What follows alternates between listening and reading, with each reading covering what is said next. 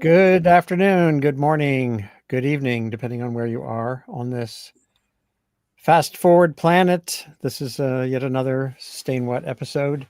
These conversations, I try to kind of navigate complexity and consequence and come out the other end with a little bit better sense of where do we go, what do we think, what do we do. And we're at this enormous juncture in U.S. presidential politics, obviously. And it's just beginning to unfold. Although the preparations have been underway for a long time through all of Trump's allies who set up the various strategies for many months, if not years, leading to this point. And yesterday and today, it's an unfolding. The realities are beginning to click in. One of them is the declaration of a national energy emergency. I remember 2 years ago, I was writing about President Biden, the pressure on President Biden to declare a climate emergency, which I thought was a bad idea for many reasons. But we can talk about that another day. Today, we're going to talk about the specifics that are being digested by Trump's fans and foes. And I'm part of this email listserv of people involved with the electricity policy, electricity generation across the United States. And lo and behold, there was a good conversation going. So Tyson Slocum, who's among other things a public citizen and that directs their energy programs, agreed on like zero notice to come on to help us understand a little bit of what's going on or likely to go on. And you know, the big question, of course, one of the big questions is which aspects of this are performative, like just basically to for Trump to get some more hand clapping from his supporters, his MAGA minions, and also the industry titans who we saw lined up with him on the inauguration. The declaration of a national energy emergency is not a long document, but it's got sections related to overcoming hurdles like the Endangered Species Act and many other things. So first of all, Tyson, I would love it if you could just sort of give a thumbnail sketch of your background and what aspect of this you're most dug in on. You're in Mexico right now, or? Yeah, I am. I'm typically based in Washington, D.C., where I direct the energy program for Public Citizen, where I focus on energy market regulation, electric power, natural gas, petroleum. I do a lot of work, among other things, trying to stop the build out of liquefied natural gas exports. Mm-hmm. As you know, no country in the history of the world produces more oil or natural gas than America does today. And increasingly, we are exporting more and more of that oil and gas. We are the largest oil exporter in the world. We are the largest natural gas exporter in the world. And we've been trying to stop the build out of liquefied natural gas exports from the United States. But in a very unusual situation, Mexico is now seeking to export U.S. produced natural gas to bypass the Panama Canal and move those exports to Asia. So I am in La Paz, in Baja, Mexico, where there are a number of proposed export terminals, and we are working with a number of local Mexican partners to build a campaign to stop that build out. And how much the campaign is, just briefly, how much of your argument is about climate versus impacts, sort of local societal impacts, that kind of thing? It's everything. So, as you know, methane gas is the most potent greenhouse gas. It is not as long lived in the atmosphere as carbon dioxide, but it is extremely potent. And methane leaks from the wellhead to consumption are a significant driver of climate chaos. There are a number of local environmental impacts from these massive facilities. And one of the issues that we've also raised is the impact that exporting all of this gas out of the United States, whether it's through the Gulf Coast or through Mexico, upend domestic energy markets, exposing Americans to higher price burdens. So we find that it's important to talk about the comprehensive negative impacts that LNG exports pose to people and the planet. So have you had time to peruse the declaration, and or are there other aspects of the 100 or so EOs that got signed yesterday that are relevant? I have looked exhaustively at the emergency declaration, and I do think it's one of the most important because it has the potential to completely upend generations of public health and safety laws by using emergency and national security powers. Over the years, courts have been very deferential to presidential decrees on national security and national emergencies. And we feel that Trump's effort here, they learned a lot of lessons at their failed attempts to use national security and emergency declarations in his first term. And that's why they came out of the gates on day one with this sweeping emergency declaration order. They clearly have an internal legal framework set up to dismantle clean air, public health, public safety laws under the guise of a national security emergency. Right.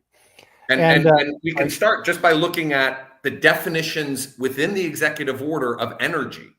So Section 8 says, and I'm just going to quote from Trump's executive order, the term energy or energy resources means crude oil, natural gas, least condensates, natural gas liquids, refined petroleum products, uranium, coal, biofuels, geothermal, and the kinetic movement of flowing water or hydroelectric. Notice there's no wind or solar. There's no energy storage like batteries. This is intentional. Trump is declaring war on what he sees as politically favored industries to Democrats. And in this case, he views renewable energy as an economic threat to his party.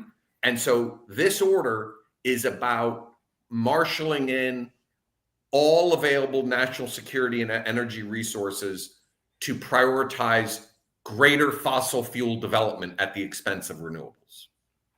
Right. And you and other groups focused on climate were doing so much already to press the Biden administration to go slower on LNG. And of course, there are other contexts here, like security of Europe and the like.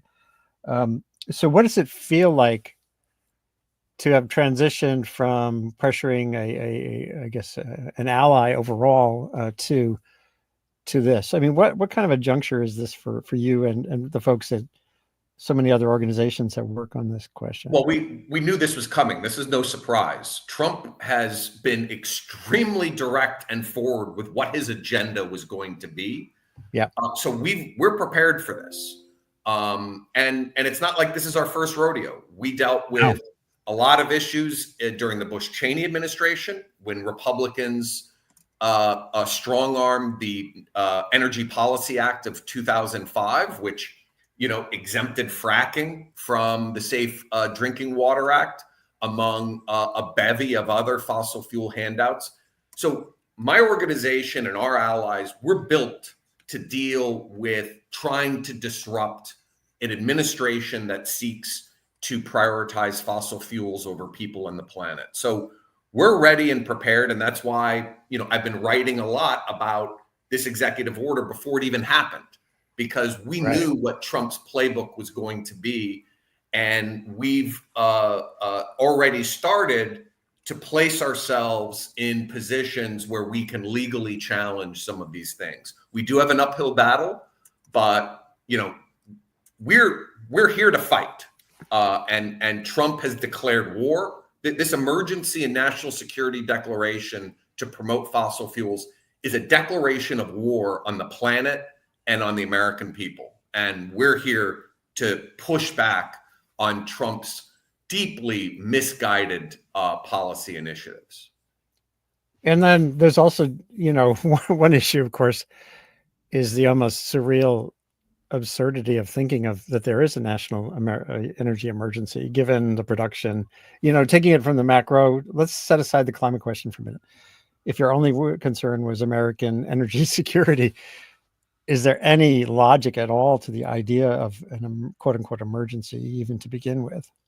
Of course not. As I said, no country in the history of Earth has produced more oil and natural gas than America does today. We produce so much more natural gas than everybody else that the next two largest producers, Russia and Iran, combined, don't match our output.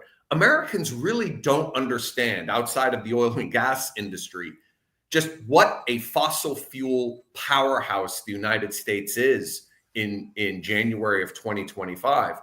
So what Trump is doing here, this isn't necessarily about increasing domestic production, although that is a goal, especially in uneconomic areas to produce, like the Arctic.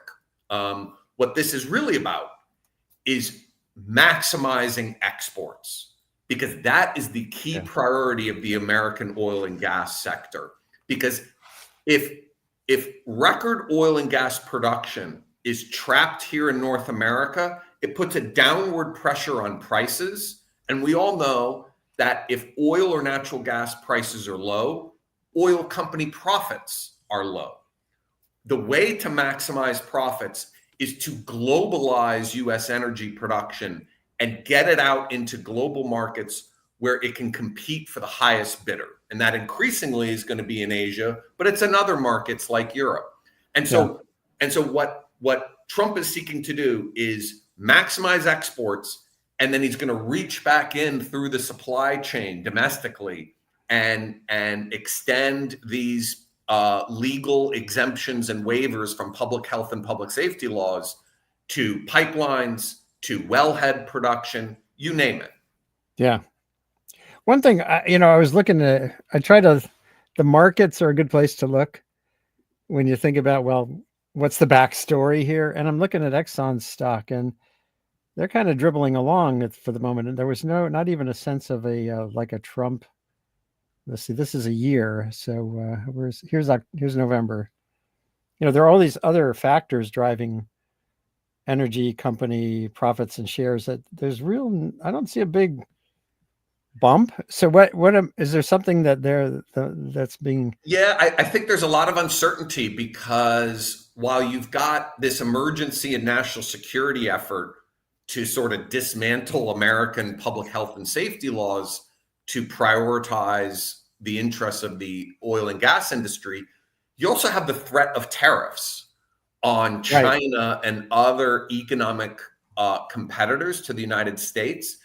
And that is viewed by many correctly as potentially dampening oil and gas demand globally.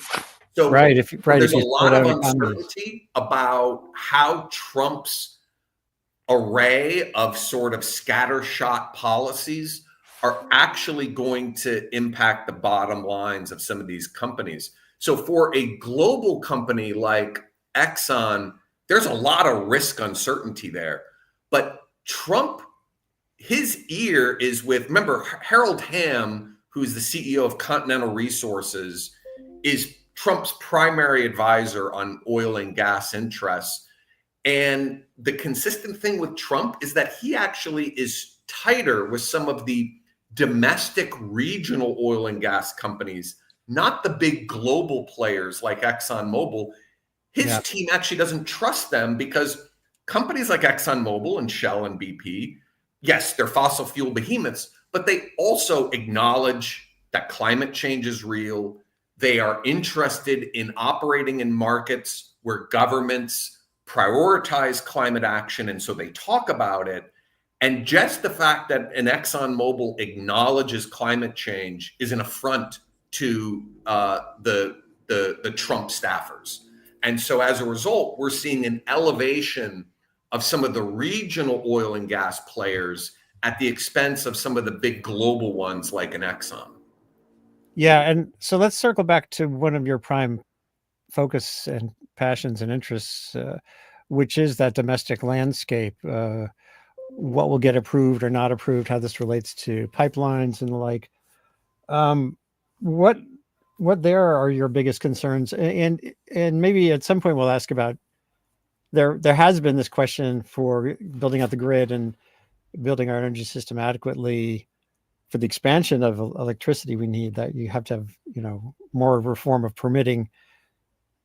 What's the mixture you see there, and then we're going to get into the, like what your strategy is to get at those questions. But yeah, so the executive order talks a lot about baseload power. So these right. are the traditionally large power plants, coal, nuclear, and natural gas, that run 24 hours a day. And what the narrative here that Trump is built is there is a grid emergency. And it's true that the North American Electric Reliability Corporation, which is a private group that's been tasked by Congress and FERC, the Federal Energy Regulatory Commission, to serve as the nation's electricity reliability coordinator, it did issue a major report in December warning that the majority of the United States is at risk of power blackouts in the cases of extreme weather events.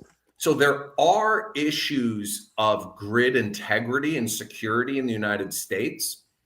And what Trump is exploiting here is he's now taking that like 12 steps further by saying, Right. because we've got the occasional blackout, because we've got risks, now we're going to declare an emergency. And what we're going to do, and he's blaming wind and solar as for being intermittent. And, Trump has made no, he's not shy about attacking wind and solar on the campaign. Almost Sure. every campaign stop, he would attack wind as being unreliable and expensive. Total falsehoods, but with Trump, falsehoods don't matter, right? So what we're going to see here is probably Section 202C of the Federal Power Act grants the Secretary of Energy the power to declare an emergency, which the Secretary of Energy has done in Republican and Democratic administrations in response to discrete power supply challenges in the wake of natural disasters. What Trump is going to do is assign a national security designation for the need for baseload generation to power artificial intelligence data centers and to overcome what Trump claims are the failures of intermittent wind and solar as a justification for forced ratepayer bailouts of uneconomic coal, gas, and nuclear generation. Right.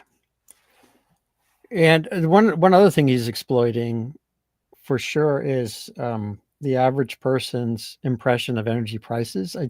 I think, his emergency in his head, or at least that he's trying to convey, I think the thing he's good at figuring out is to take people's angst and run with it. And, the electricity prices, for example, here in the Northeast, where I live in Maine, and it's on a lot of people's minds. So how do you untangle that? And is there a way to use the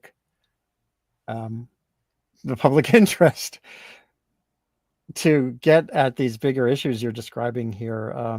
And when you have people who are still got their headspace around whether it's gasoline prices are getting a little bit more in control, but electricity and the like are still absolutely. I mean, there is real angst, especially among working families with energy burdens, and that is real. We do have an energy crisis of energy affordability, particularly among low-income families.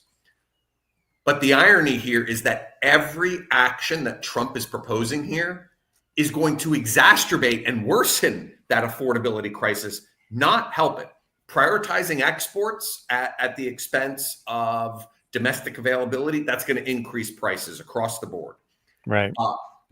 Forcing working class ratepayers to bail out uneconomic coal-fired power plants and force those coal power plants to replace cheap dispatched renewable energy, that's going to raise electricity prices, especially if it's prioritizing, load hogs like AI data centers. So every action that Trump is proposing is actually going to hurt the very people that largely voted for him. And you go across the board on every issue that Trump is going to be deregulating on and prioritizing. working families are going to pay for it, whether it's corporate tax cuts for the most powerful and wealthiest corporations and individuals, whether it's deregulating financial markets and financial firms that will debank the most vulnerable and low-income consumers among us, whether it's prioritizing fossil fuels at the expense of cheaper renewables. Every Trump action is going to hurt working families. Not to mention, of course, dirtying the air and fouling the water that we drink. Right. And that feels like at least expanding the conversation toward the midterms, which seem a very long way away. There is a possibility of political pressure building so that, the Republicans don't have a sure thing getting the two houses of Congress. Well, and remember, Republicans have an extremely narrow congressional majority, right? They've got a handful of seats in the House and a very slim majority in the Senate. And we really need to focus on those few moderate Republicans that are left. There's a number of Republicans in the House that legitimately were elected from working class voters, and they actually are going to be responsive. And so there is a campaign here to make. And I think just from a tactical standpoint, obviously, climate change is the biggest threat facing all of us. But climate change has become such a politicized issue that there are some Republicans, and Trump especially, that will be vindictive. If they hear anything about climate change, they're just going to attack it out of vindictiveness. What the Achilles heel of the current Republican agenda is peeling away lower income and moderate income support from the Republican base that handed them this unprecedented victory in November. And the way you do that is to talk about energy prices.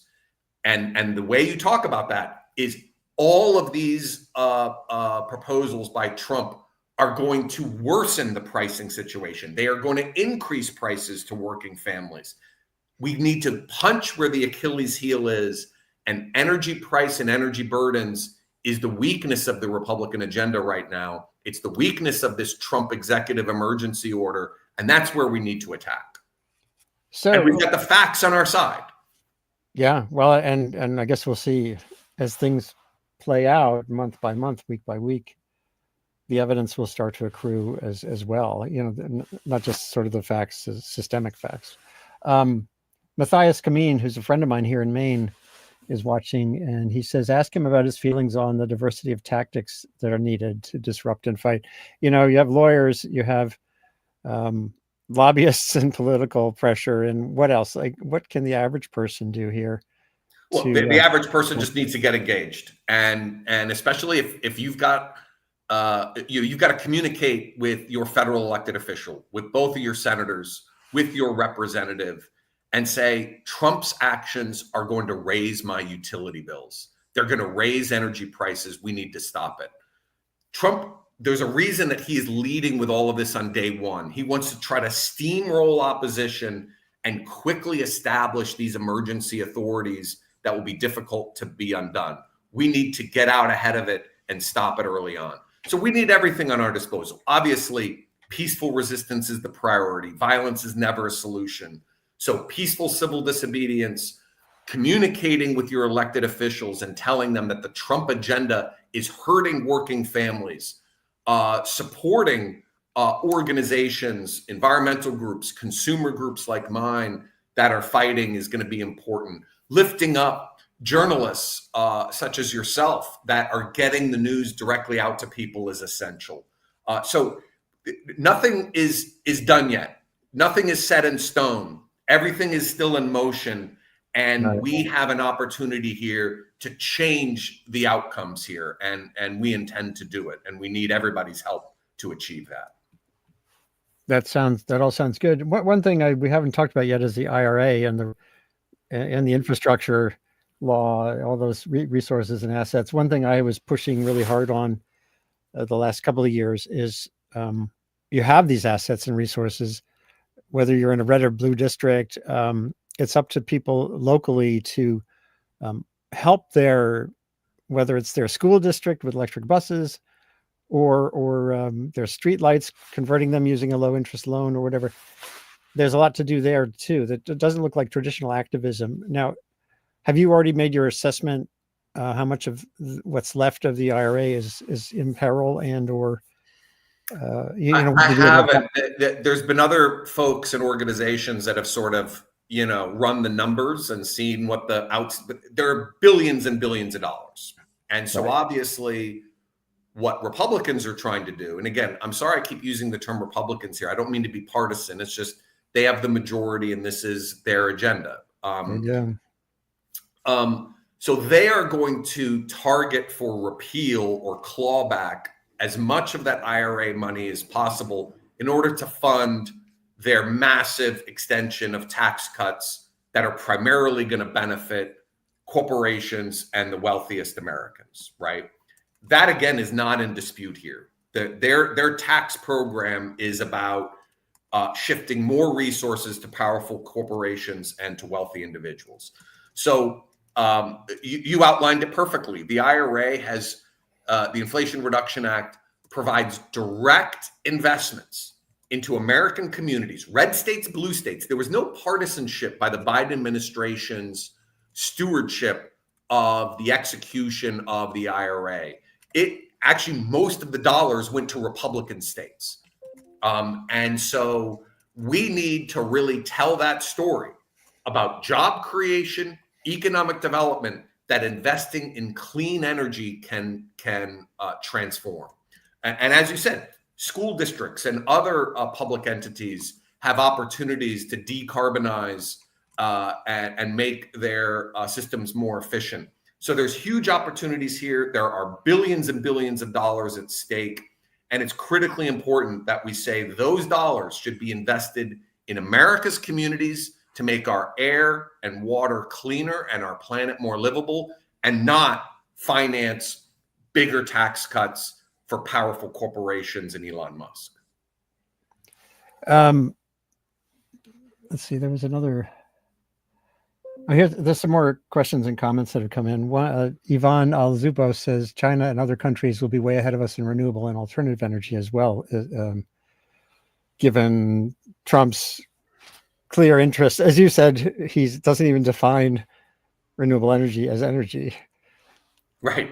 So how does this relate to? So we all know. So yes, of course, oil and gas remains important. I flew from Washington, D.C. to Mexico yesterday on a plane powered by petroleum fuel. Okay. Right. But the future, everybody, even folks within the oil and gas sector, acknowledge that the future is renewable energy. And you cannot find a more made in the USA stamp than wind and solar power produced here in the United States, right? Mm-hmm. So the question is, if we're going to turn our backs on renewable energy, which Trump's executive order does, then we're going to be turning our backs on renewable energy deployment and production, and we are ceding that to other manufacturing powerhouses like China. So the question is, does the United States want to be positioned for success and leadership of the fuels of the future? And the fuels of the future are zero emission renewable energy. The economics of renewable energy is unparalleled, right? Costs continue to decline when your marginal cost is zero, when your fuel is literally coming for free from the wind and the sun. It has massive embedded advantages. The scale of deployment of wind and solar relative to fossil fuels is far easier and manageable. So Trump is threatening to pull the United States back from a potential leadership position and put us more in the back of the pack and cede to rivals like China on the energy sources of tomorrow, which are renewable energy. And here, I think I've put out kind of a general invitation for some others to join, and someone is here. Let me just see. Their screen is not. There's someone here. I'm not sure if you can hear us. I'm hoping you can answer some questions. Let's see if that person can. Oh, wait, there you go.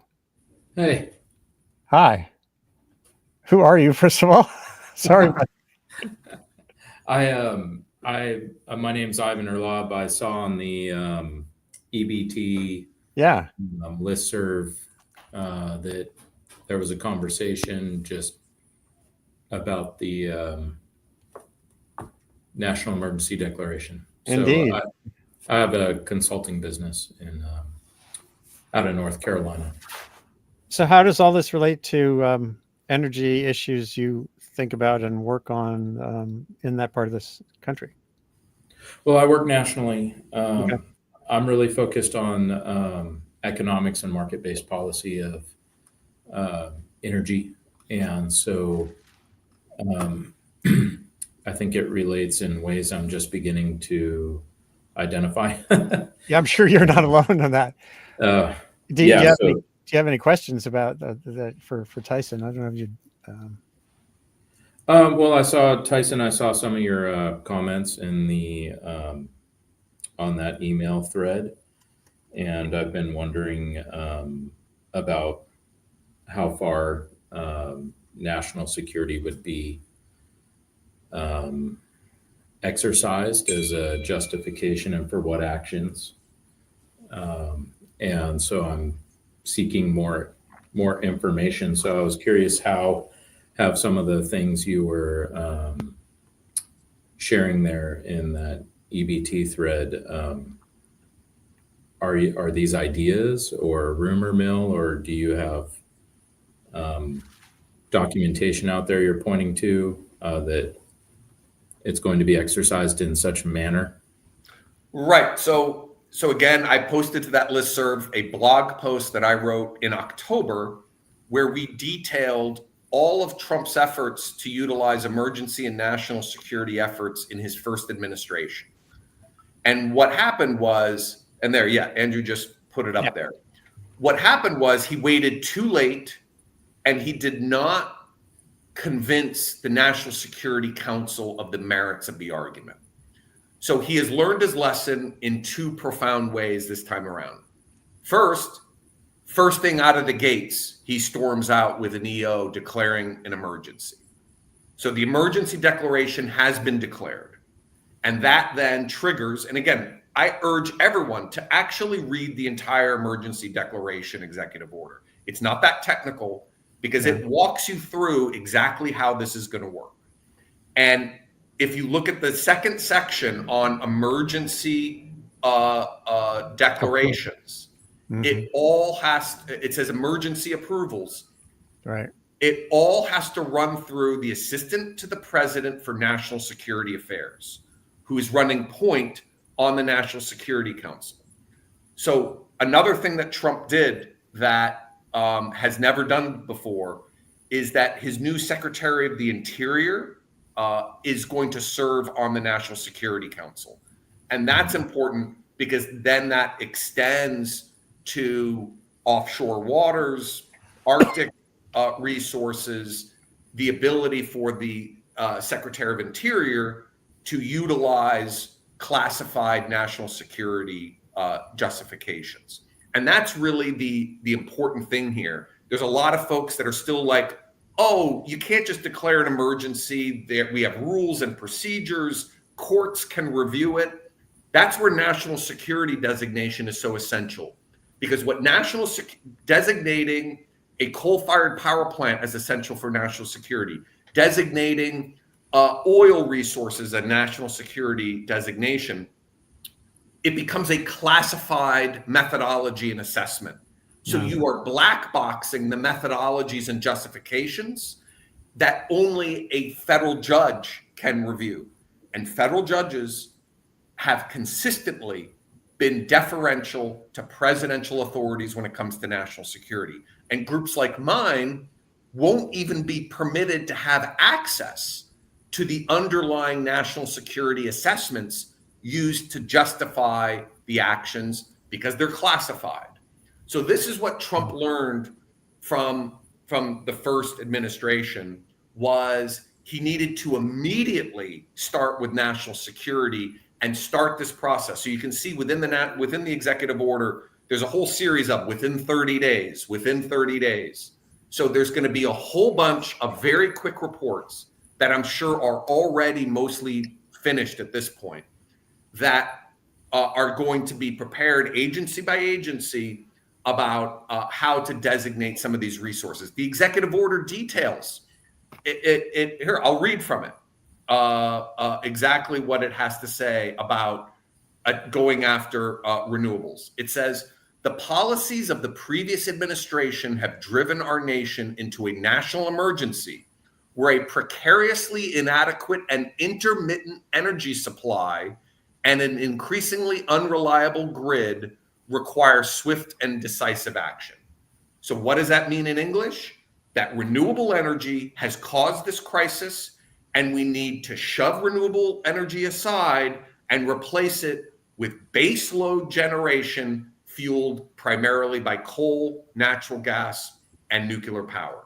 So Trump has emergency powers. There's Section 202C of the Federal Power Act, which has sweeping authorities to declare any generation unit to be essential for an emergency purposes and order the Federal Energy Regulatory Commission to immediately provide a system of financial support to that unit. So the powers are there. The justification is bogus, but using national security may give him a lot of wiggle room with any court interventions. So we're prepared there to challenge it. But it's important now for people to understand the threats and to start working with members of Congress and other folks in the media to highlight this threat. I think there's a lot of folks that still are like, oh, Trump is all talk and bluster. There's no real substance here. This is all substance. That's what I'm trying to tell folks. This is a real, true threat to the current status quo of our energy systems. It is a direct assault on the growth of renewable energy. The executive order could not be blunter, that it is attacking renewable energy as the source of the so-called emergency crisis. Yeah, boy, you've really laid out the steps pretty well. And the thing that I hadn't fully absorbed is the how that national security argument takes it out of the normal process of judicial, litigation and transparent review and the like. Was that foreshadowed in Project 2025 or somewhere else? How far back did well, you it goes see back. the We got leaked documents from May 1st, 2018.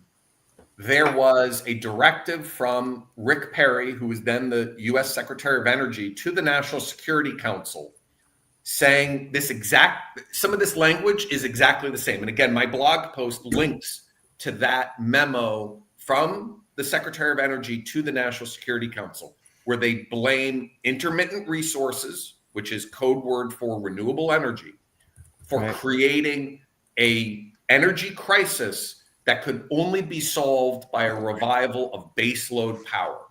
And what the Secretary of Energy tried to pitch to the NSC was, we need to designate baseload generation as essential for national security. And what happened there was the national security, it was too late. It was 2018. And the National Security Council was not interested in this absurd, domestic policy debate about reviving coal.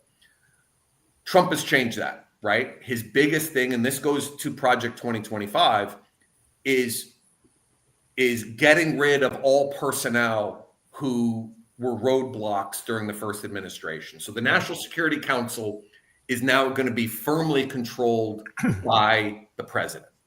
And that means that the National Security Council can start preparing classified reports that can be used by all the different agencies per this executive order as justification for expediting approvals for fossil fuel siting, for maintaining existing fossil fuel resources, you name it. So again, the executive order lays out in methodical detail the procedures involved here. So read it for yourself. You'll see The executive order attacks renewables as being the cause of the crisis and only identifies fossil fuel and nuclear as solutions and outlines a national security justification path that agencies can take to prioritize fossil fuel deployment. I appreciate your fielding my question. I didn't expect that. I thought I was going to be listening for a while I did other things. So this is great. I appreciate that. I'm really trying to absorb as much information and perspectives as I can. I'm talking to folks kind of across political and economic spectrums here. And I apologize, but I do have to leave. So thank you very much for hearing my question. Yeah. I'm glad you popped in because that did raise a really important point. So how does this sounds like it throws a big wrench ahead of all the traditional approaches to my friends like David Doniger at Natural Resources Defense Council or the folks at Center for Biological Diversity who are all lawyers who would, they're filing lawsuits and stuff, but you really have kind of shown pretty convincingly here that this takes it onto a side rail that's harder to stop. There are some realities along the way, like industry, coal in the United States. The idea that coal would be resurgent seems pretty highly improbable, except maybe in a couple of places. I agree. I think coal exports are continuing to break records here in the United States. I agree with you that domestic revival of coal generation is highly unlikely. I do think you're going to see some older units targeted for support under this executive order. I think the primary beneficiary is going to be natural gas. I think you're going to see a big push for natural gas to be the favored baseload power, especially for AI data centers. We already were seeing this pre-Trump, right, where gas plants really are being proposed as a solution for the massive new load increases that are forecast for this AI data center build out. And we saw, Biden issued an executive order in his last week of office designating the prioritization for national security purposes of domestic artificial intelligence data center development. Now, he talked about only powering those with renewable energy. What Trump is going to do is just start with Biden's executive order agreeing that domestic development of AI data centers is a national security concern, and then get rid of all the renewable energy stuff and just talk about powering it with fossil fuels and nuclear. And again, nuclear is very limited. We might see some opportunities to try to jumpstart the nascent small modular reactor or SMR market, but that still is years and years away. Right. There's a handful of mothballed old nuclear power plants that are already in a variety of different stages of being repowered. So this might assist with that. But the bigger thing here is gas. Natural gas is really going to be the big beneficiary of these executive orders. Okay. There's another EBT list person, Myron Katz, who wants to come in and say hi and have a question. And there's something I just noticed before, Myron, before you come in. Think about AI. Here I see some coverage, AI, Oracle, NVIDIA, and other big tech stocks jump on Trump's Stargate AI initiative. But I wonder how much of this can also be about the energy. These stock, we all know that AI needs energy, and I'd have to read these stories to see how much they're thinking beyond the dimensions of just this one aspect of Trump's emergence, but it seems consistent. I don't know if you have any thoughts about that.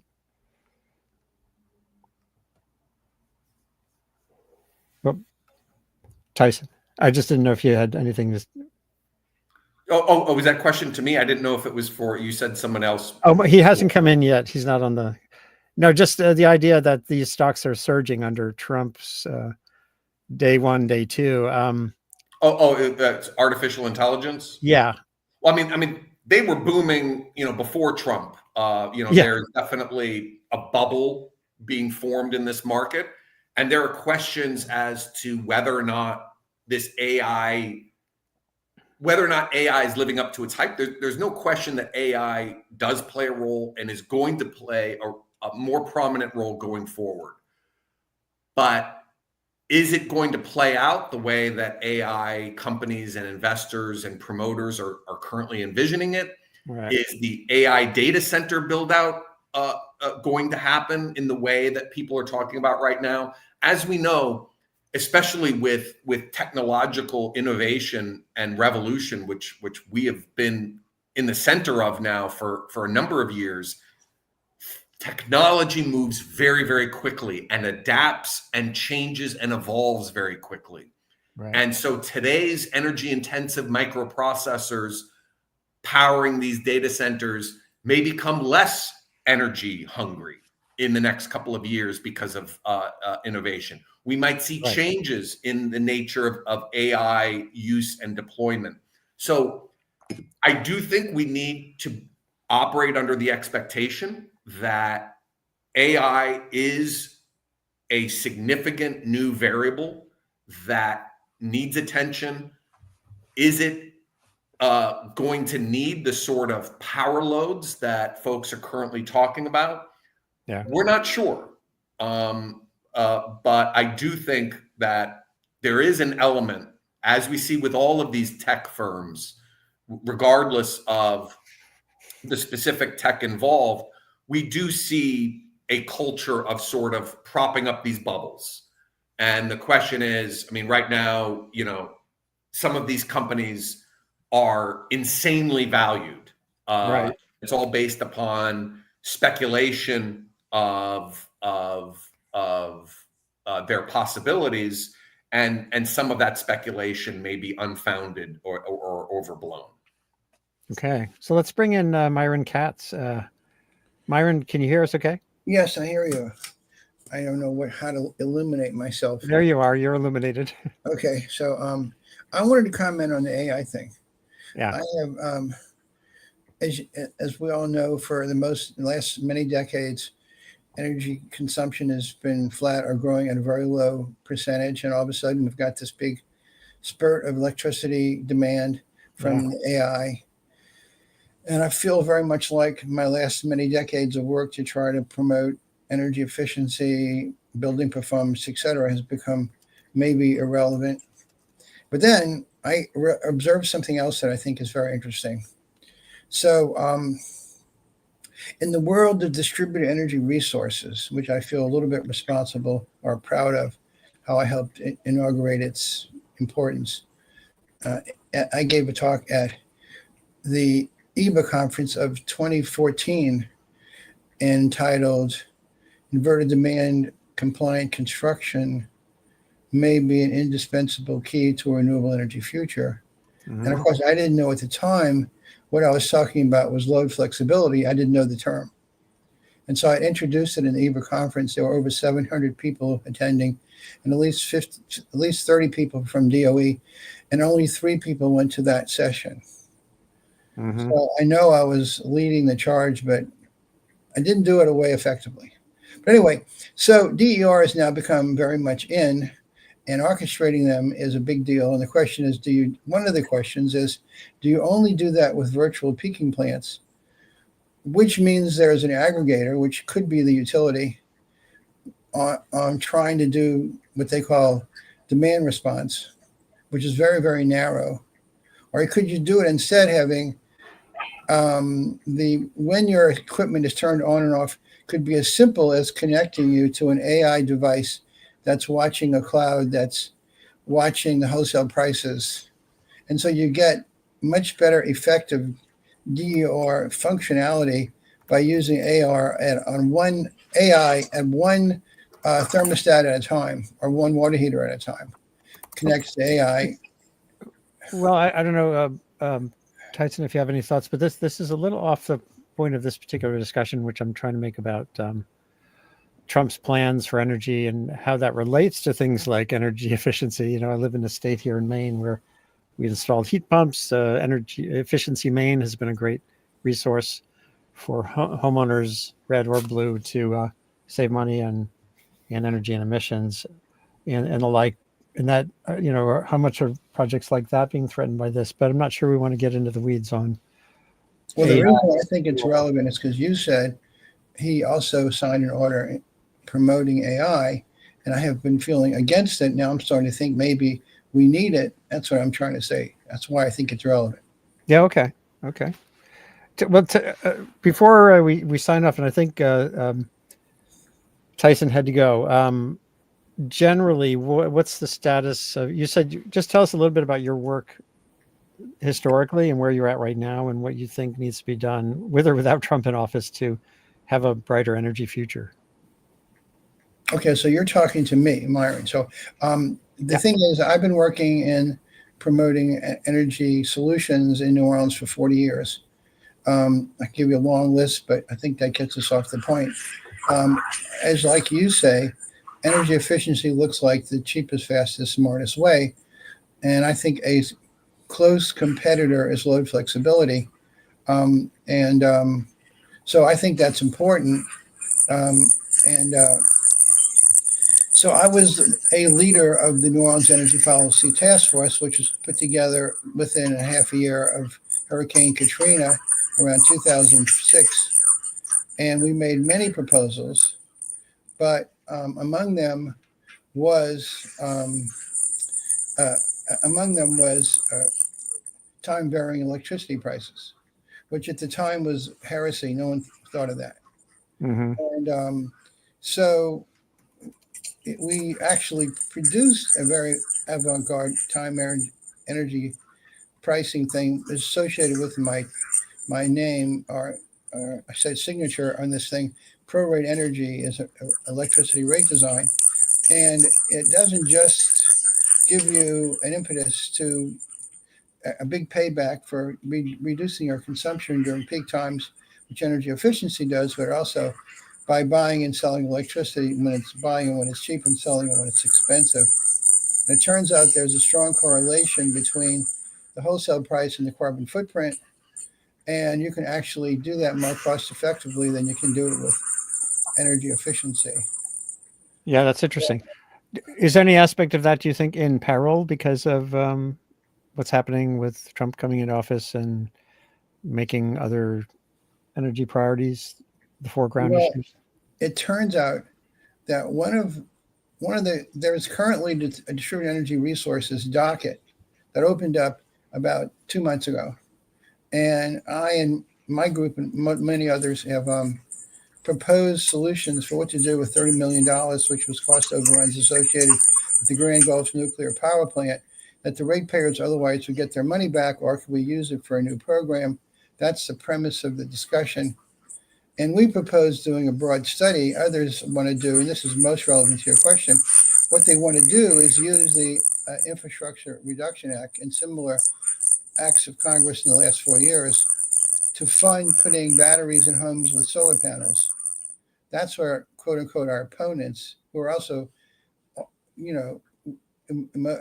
environmental activists in their own right, but they see the opportunity is strictly putting batteries in homes with solar panels, and we see the opportunity much broader, where we can load flex water heaters and air conditioners to get a much bigger bang for the buck, maybe 10 times bigger. But their solution, which is putting batteries in homes with solar panels, would depend on the largesse of the federal government. These 30% tax credits for solar panels on batteries would then maybe become obsolete or turned into something that isn't what Trump wants. He obviously doesn't want windmills. He's cut back that on, just reading the EBT over the last half an hour, he wants no more siting of windmills. So if he's going to do that, I imagine he's also going to try to cut back on the tax credits for solar and batteries. So therefore, it does impact what we're doing locally. And so I'm very concerned about it. I think that they're more cost-effective things. And like someone else said in the EBT, that if you're trying to get the most value for the least bucks, you don't want to turn off energy efficiency, and you don't want to shut down wind and solar because they're more cost-effective than fossil fuels. I think he's just trying to put it in your face. He's against accepting climate change like the rest of the Republicans. But the fact is, the economics says he's wrong. as you and I both know. And so we're trying to do it in a way that is relevant. I notice you have on that you've taken up the page from Hawaii's Public Utilities Commission on Distributed Energy Resources, but I think, Andrew, you said you're in Maine, and I happen to be watching something going on in Maine, which is they recently had Maine reviewed the question of whether you wanted to have a distributed system operator, and that was a proposal in Maine, and the governor's office had to review it.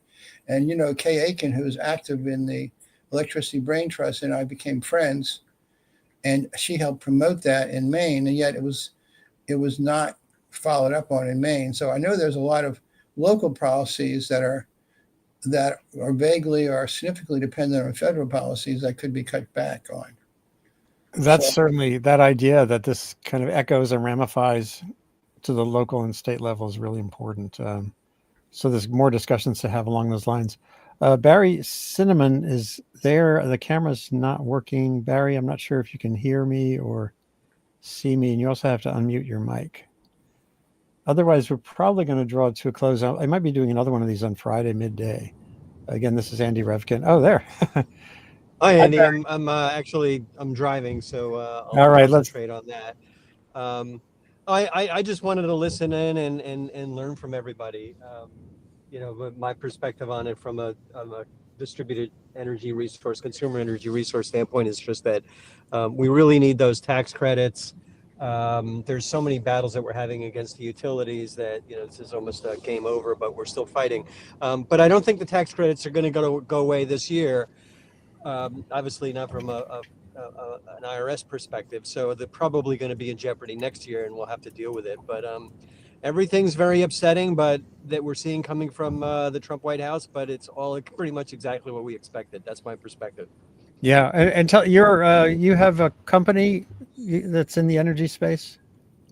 Oh yeah, I'm the CEO of Cinnamon Energy Systems. I've been in the solar business since college in the 70s. We're the largest independent solar and battery installer in Silicon Valley. And we've also pretty significantly branched out into electrification and heat pumps over the last couple of years that, we're really just trying to completely electrify homes.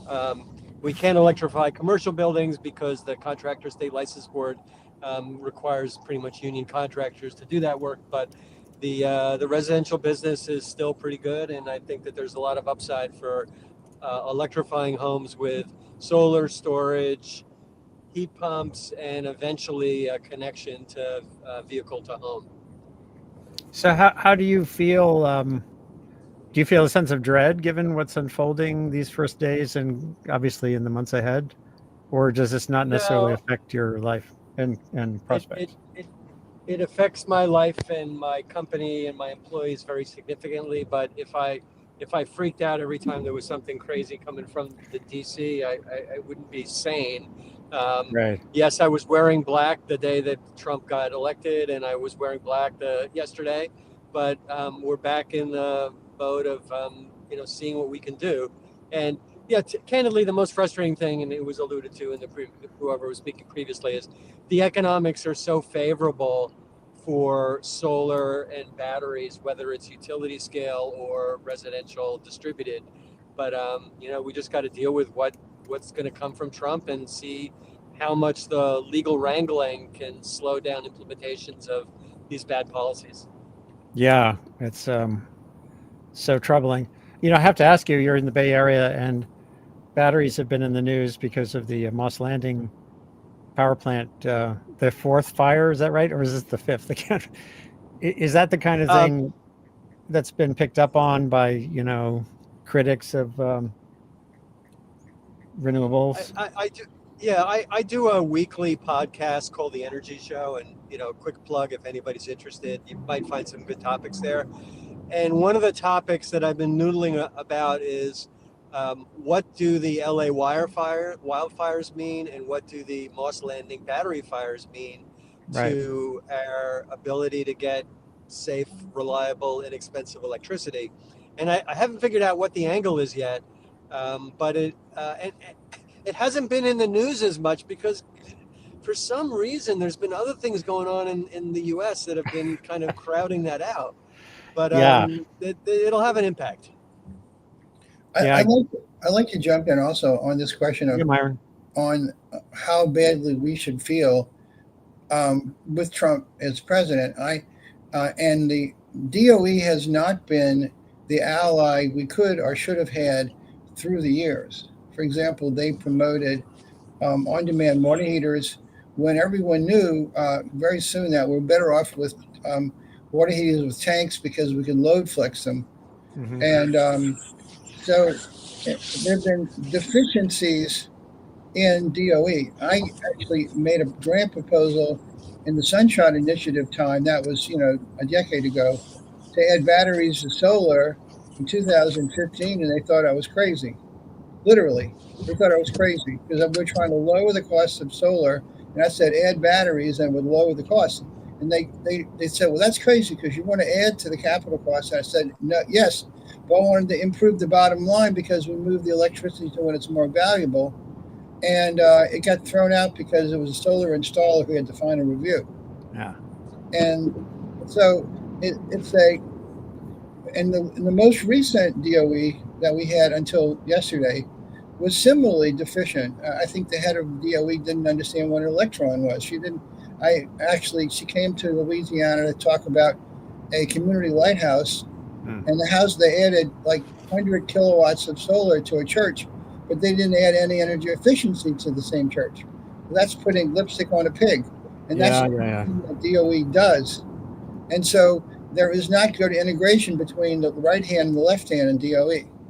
By the way, that's a I phenomenon. just got Sorry. a couple of comments to that. This is Barry, but if you run the math, and this is something I discovered about 15 years ago, solar is so cheap that often it's more cost effective to add solar to a building than to go through extensive energy efficiency upgrades. But that's just what the numbers show. The other thing that I wanted to mention is, although I'm extremely distressed about the White House policies from Trump, what's had much more of a negative impact on the renewable energy business in California are the policies from Governor Newsom. So he's been ruthless in terms of trying to kill in any way possible distributed energy generation on homes and businesses and schools and libraries and things like that. Boy, coming from outside of California, that seems like a surprise to me. I don't know why. It probably why. Super easy to explain. We call him Governor No Son. He gets most of the biggest contributor to the politicians in California, from the governor on down to city officials, are the investor-owned utilities. So over the past 5 years, the policies have completely shifted. I mean, Schwarzenegger was great. 15 years ago, Newsom was great. But right now, Newsom will just do whatever the utilities want, and it's been pretty destructive. Wow. But I would like to ask before both of you jump off, because I understand I joined this thing an hour late. I'm sorry, I only just heard about it. No, I have to come to a close shortly. So anyway, I want to say that in the particular docket that we have right now, we proposed a study in order to find out the best thing to do with the $30 million. And I need some support. I need some national experts to help me move forward with this proposal. And if I have your email addresses, I'll show you the enabling resolution of the docket and the proposal we made. And to sell it, we need to get the most impossible thing in the world, to get the utility to use the money that was already provided by the ratepayers to do a study, so that we can find out the best way to use use these distributed energy resources. Obviously, everyone's going to see me whenever I get up and speak. I talk about my rate design. So I can't be the promoter of my own solution, because they're going to think this is just a gaslighting of the solution. And what I really want is the rate design. I do want the rate design, but I want the best solution with the DER. So KA can help me write this proposal, but we need some other people promoting it and saying this is the right way to go. And maybe either of you guys can do it. So the Alliance for Affordable Energy, for example, I'm founder of it, and they're the ones only promoting batteries with homes with solar. They're not promoting solutions like load flexing batteries or load flexing thermostats are only saying let's put batteries in homes with solar worth $30 million. And we're saying we think that 10% of that money should be spent to do a thorough study to find out what's the best way to use DERs. Very similar to what they were trying to do in Maine. Well, I've got you on. It's allforenergy.org is the website for Alliance for Affordable Energy in Louisiana there. And I hope are you in the snow zone today? Oh yes, I can show you out the window. We're in the middle of a blizzard, and That's so wild. it's unbelievable. And I didn't bring in my fruit, my oranges and grapefruit and kumquats and lemons and Extraordinary. satsumas, and I'm afraid I'm going to lose them. Well, it's been good to touch base with you. I'm really a fan of the EBT. So let me put my email address in the chat, and hopefully, Sure. Well, I have it already from. And yeah, if you would write back to me, and maybe you can help me connect to those who would help me promote on this solution, which uses DERs better. I think no matter what happens in Washington D.C., they usually have looking at it sideways instead of forward. And I don't know how to fix it. Yeah, well, several times in the conversation, thank you, Barry, for coming on board here too from the Bay Area there. It's become clear that there's tons to do at the local and regional level, no matter what's happening in the strange circus we call Washington, D.C. And obviously what happens there matters as well. And in this case, the concerns that were laid out earlier by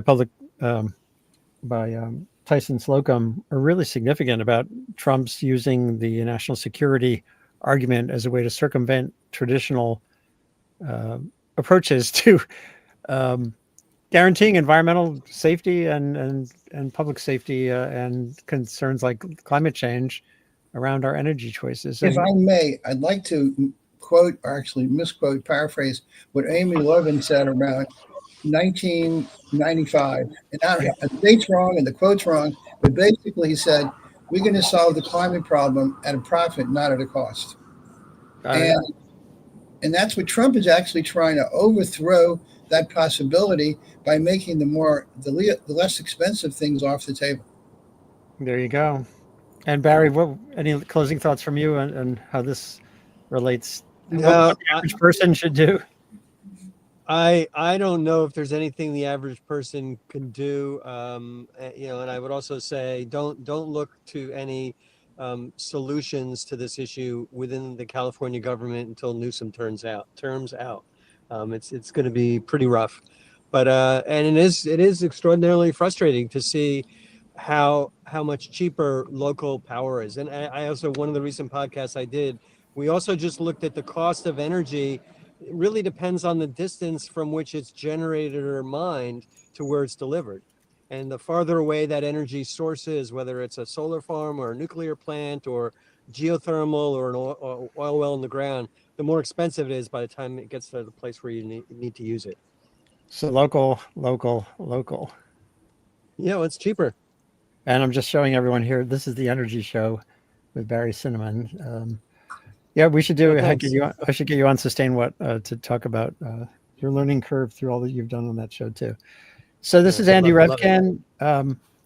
This is the end of a pop-up opportunity conversation around President 2.0 Trump's national security emergency he's declaring around energy and what we can all do to avoid the worst case playing out. There's a lot of work to be done at every scale, including at the local scale. So that's a good place that's why it was good to end up on that here today. And this can be shared with anybody as soon as we're done on Facebook, YouTube, LinkedIn, and Elon Musk's X. And you can paste it over on Blue Sky or wherever your social media footprint takes you. Take care, everybody, and stay engaged these next months and years. Do not tune out. And don't feel paralyzed. There's tons to do. Thank you all for being here today. Thank you. Thanks, Andy. Great show.